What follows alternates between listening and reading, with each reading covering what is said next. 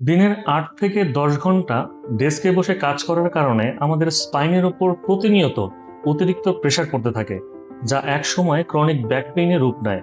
আসসালামু আলাইকুম, আমি Masud Rana, clinical director and consultant, motion mechanics physiotherapy and rehabilitation hub.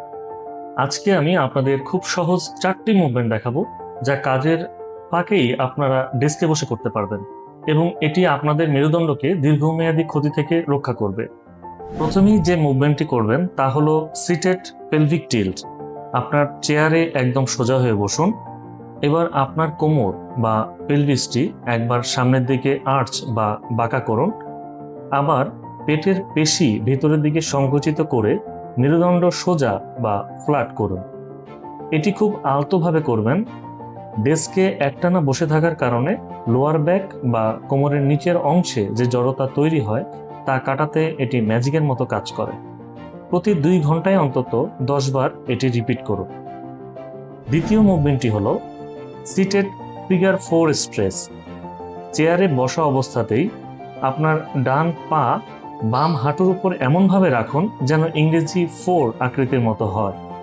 এবার পিঠ সোজা রেখে কোমর থেকে আলতো করে সামনের দিকে ঝুঁকুন।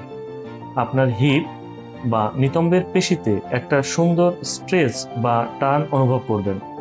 সায়াটিকা বা দীর্ঘক্ষণ বসার কারণে হওয়া কোমর ব্যথার জন্য এটি অত্যন্ত কার্যকরী।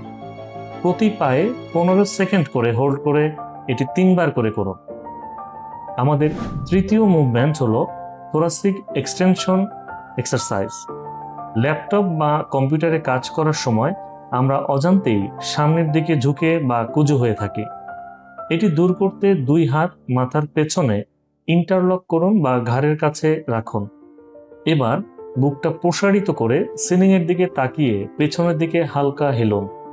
এটি আপনার মিড ব্যাক বা পিঠের পেশিগুলোকে ইনস্ট্যান্ট রিল্যাক্স করবে এবং পোশ্চার ঠিক রাখবে। সব শেষে স্ট্যান্ডিং হিপ ফ্লেক্সর স্ট্রেচ।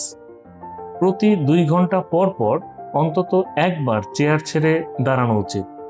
সোজা হয়ে দাঁড়িয়ে এক পা পেছনে দিন এবং পেছনের পায়ের হাঁটু সামনে ভেঙে হিপ বা কুচকির অংশটা সামনের দিকে পুশ করুন। যখন আমরা ঘন্টার পর ঘন্টা বসে থাকি, আমাদের হিপ ফ্লেক্সর পেশিগুলো টাইট হয়ে যায় এবং কোমরকে সামনের দিকে টেনে ধরে, যা ব্যথার মূল কারণ। এই স্ট্রেসটি সেই টাইটনেস দূর করতে সবচেয়ে বেশি সাহায্য করবে। আমি সবসময় একটা কথা বলি, মুভমেন্ট ইজ মেডিসিন। আপনার ব্যস্ত শিডিউলের মাঝে এই 2 থেকে 3 মিনিটের ছোট ছোট অভ্যাসগুলোই কিন্তু আপনার স্পাইনাল হেলথকে ভালো রাখতে পারে। তবে একটা কথা মনে রাখবেন, আপনার কোমর ব্যথা যদি খুব তীব্র হয়, ব্যথা যদি পা পর্যন্ত নেমে আসে কিংবা অবুঝ ভাব লাগে, তবে অবহেলা না করে একজন বিশেষজ্ঞ ফিজিওথেরাপিস্টের পরামর্শ নিন। সঠিক রোগ নির্ণয় এবং সঠিক ফিজিওথেরাপি পারে আপনাকে ব্যথামুক্ত রাখতে। সুস্থ থাকুন, সচল থাকুন। ধন্যবাদ। আসসালামু আলাইকুম।